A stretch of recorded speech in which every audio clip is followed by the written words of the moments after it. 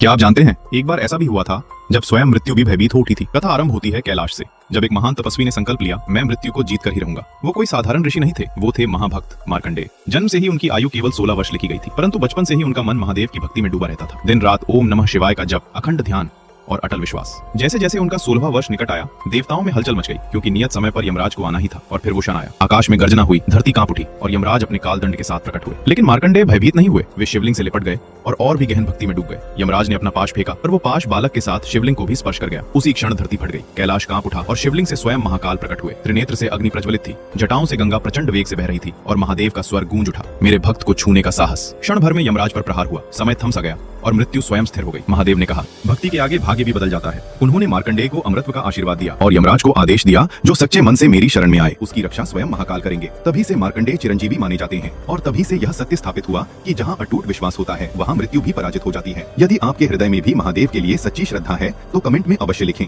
ओम नमः शिवाय।